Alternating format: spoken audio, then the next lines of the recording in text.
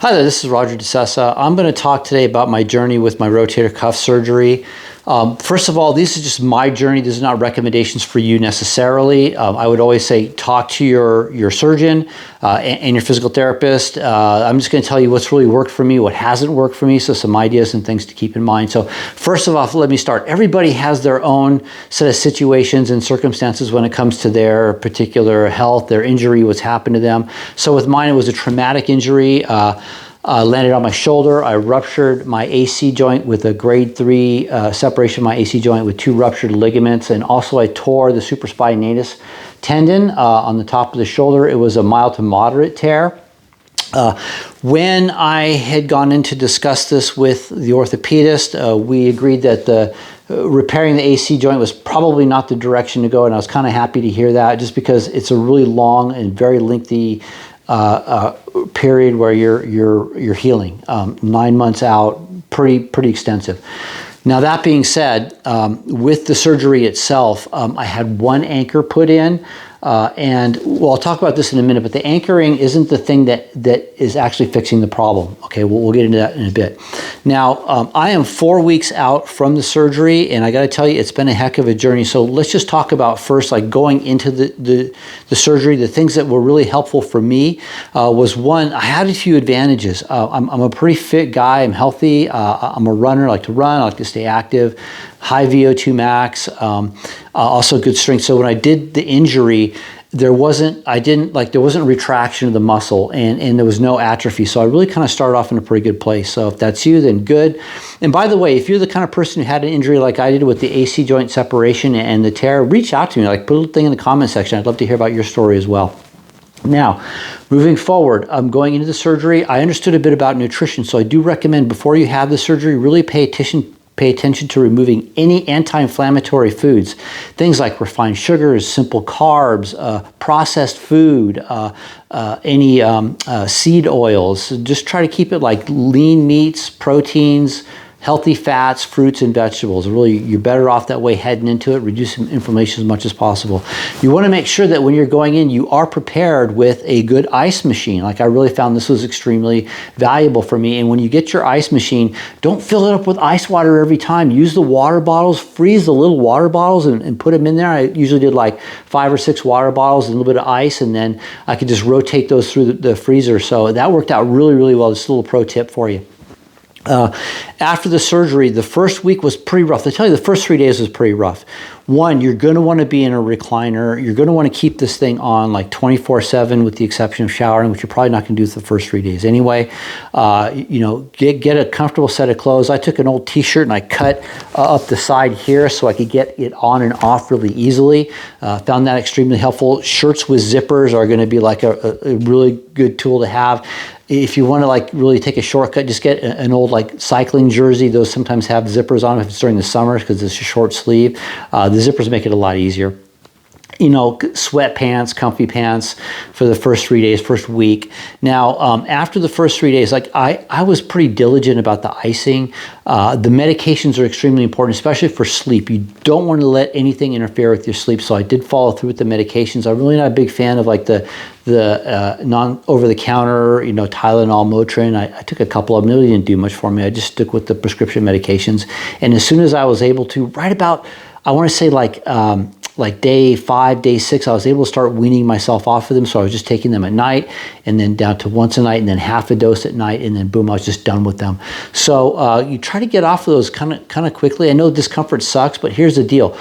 You want to know when you're feeling pain, because you'll know where your limitations are. So if you move in a certain way you're not supposed to, your body will let you know, hey, like, don't move that way. You're going to cause a problem. So I'm going to tell you, like, at least for my experience, like, I want to know if I'm doing something that's not working well.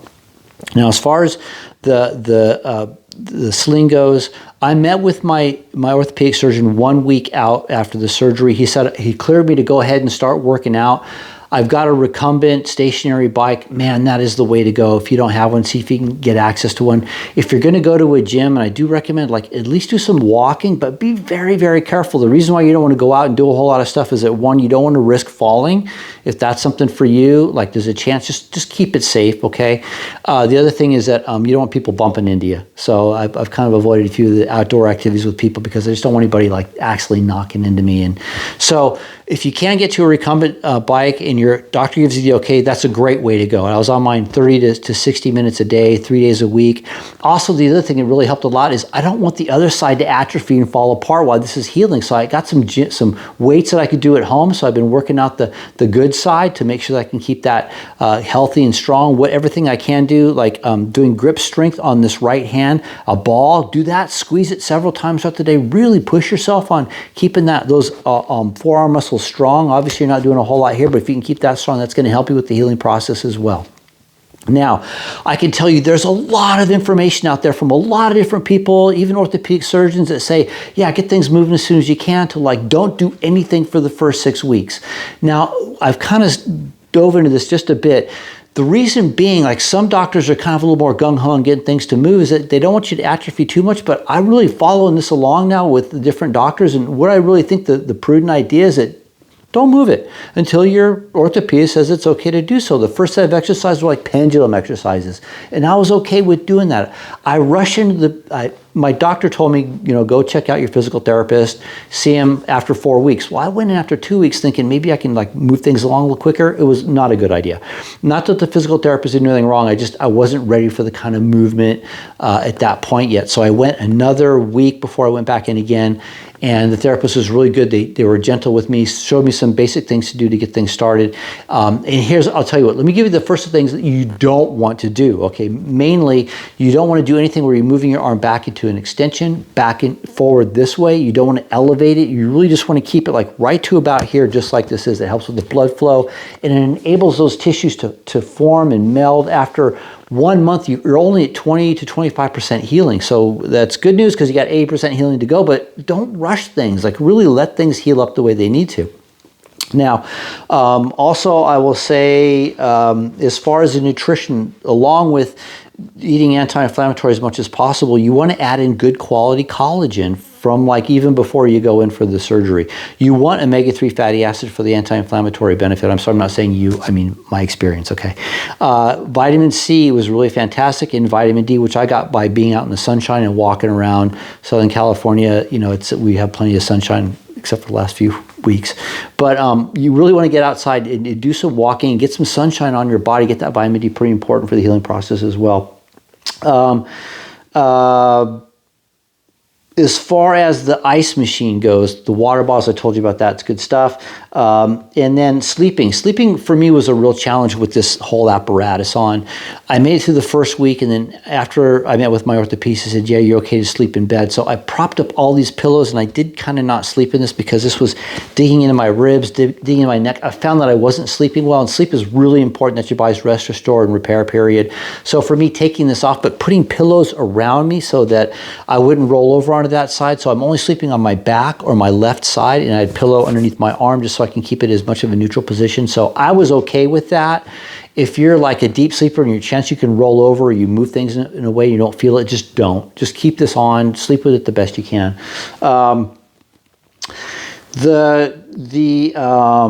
Core strengthening is important too. So as soon as you can, keep your core strong. Don't let everything else fall apart while this is healing. Again, you want to keep that core because you're going to be sitting around a lot. So you want to make sure your back is strong and stable. So you don't want your back to fall apart while you're laying in bed or laying in your recumbent chair.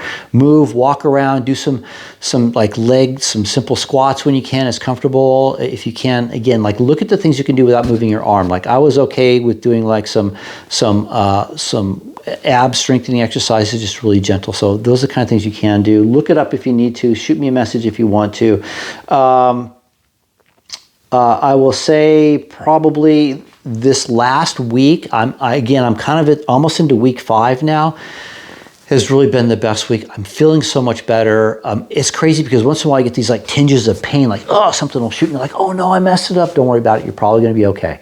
As long as you don't hear like a pop. Popping's bad. If you're a popping sound, you're probably, something's going on there, but it's not uncommon to get these like occasional like bouts or shots of pain. Don't lift anything. It's hard. This is my dominant hand, so I wanted to do things with my right hand. So I'm learning more about like writing with my left. It takes twice as long, but you're developing neural pathways, so this is actually a good thing to do too. Learn how to do a lot more stuff with your left hand. It's good for the brain and the nervous system. That neuroplasticity is important stuff. And when you're finally able to, you get the go ahead, you know, after I think 6 weeks, it's okay to hold a cup of coffee. But again, like listen to what your doctor says. But just follow along with the physical therapy, wherever they're going with. Things have been feeling really good. This has been like the best so far. And I got to tell you, good days are ahead. Be judicious, be careful, listen to your body, listen to your recommendations and follow through with them. I'm really looking forward to the next phase of things, 5 weeks, and especially week 6, because that's when I can really start doing a lot more. So I'm going to see if I can post some of the stuff that that's been useful for me, the hand strengthening tools, the bands. I've been using TheraBands for some of the exercises I'm doing that my PT gave me, and some of the other tools that I can give you as well. So I'm going to try to put those below for you. So, hey, listen, I'd like to hear where you are in your journey. Reach out to me, put something in the comment section. I'll reach out to you too. So best of luck to you. I'll get back to you soon.